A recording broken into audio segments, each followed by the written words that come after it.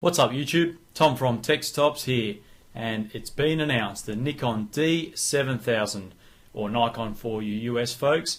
As I predicted a couple of weeks ago in one of my other postings or other videos, the Nikon D7000 would be released on September the 15th, and that was the case. So this video will just go through the specs and the announcement, and I'll show you some photos and what to expect, and I'll also sort of do a quick overview of the D90 and where it fits in this Nikon D7000.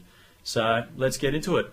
So D7000, there's a few things that really excite me about this body, and they are firstly the magnesium alloy construction. It's been upgraded from the D90, which has a polycarbonate, and it's got a similar construction type to the D300s. That puts it in a class of its own compared to the Canon 60D, which has just been announced.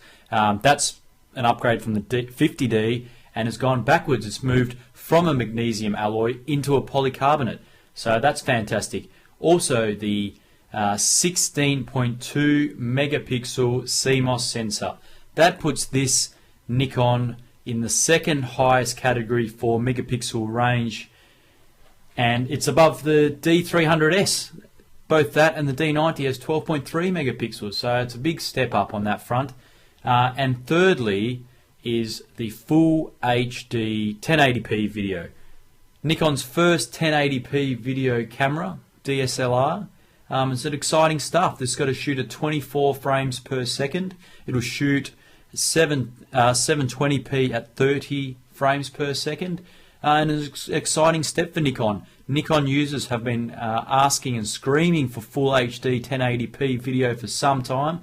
Throw this body in with a external mic adapter, so put in a mic in there, and you can get quality video. So it's really a true competitor to the Canons now from a video perspective.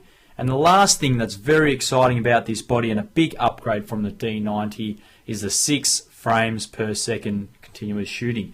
That's up from 4.5 frames per second from the D90. And compared to the D300s, it's still a bit lower. That one's at 8 frames per second, but at 6 frames per second, that's pretty quick, and it's pretty good. That's a pretty good shoot rate there. So, what's important to note on this also is Nikon announced that the D7000 will sit above the D90 and below the D300s. So what that means is Nikon is still planning to sell the D90 for some time. Either until it's discontinued down the track or it's replaced. So this is a new product offering which really makes that sort of mid-range quite busy. So on Nikon, Nikon's range will be the D3100 or 3100 as the entry. You got the D5000 as the next one up, the D90, the D7000, the D300s. They're all crop sensors, so you got 5 crop sensor models. Then you got the D700, D3S, and D3X as the full frame. So it's a pretty busy segment, but it's exciting stuff. So this one, it's got to be released in the next month or two. It weighs 1.7 pounds compared to the 1.5 pounds for the D90. It's got dual card SD slots, which is fantastic for the full frame video because that'll be chewing up the data. What that allows you to do is put 2 smaller cards in there and you can keep shooting. It eliminates the risk of putting a big 16 gig card in there, and if it fails you lose all your data. It's also got a 39-point autofocus system to 9 cross type sensors. That's an upgrade from 11 points for the Nikon D90. It's a bit below the D300s at 51 points, but 39 points, that blows anything Canon has to offer out of the water. So I'm very excited about this body. It's a great rig. I'm a Canon user, and I have to tell you, I'm excited about this body. I'm very disappointed at the Canon 60D announcement. Check out my other video. I'll put a link just up the top there for it. I'm disappointed. I think that's a step backwards, and it's really not a true competitor to the Canon 7D. This one, the D7000, if I was in the market for something around this range, I would purchase the D7000. I think, and on a number of accounts, the D7000 is a better camera to the D300s. It'll be cheaper, it's a little bit smaller, but the specs are fantastic, and it really eats into the D300s category or segment there. So if I was advising anyone, I'd say get the D7000 if that's the segment you're looking for.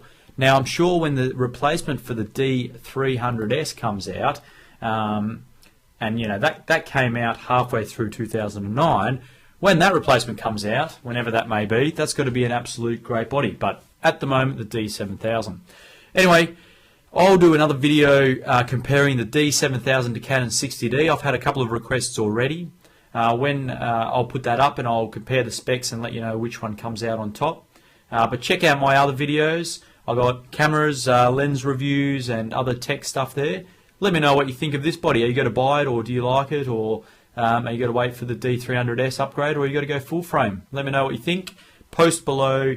Let me know what you think of this video, and check out my other vids. Subscribe if you enjoy my stuff. Until next time, Tom from TechStops here. Cheers.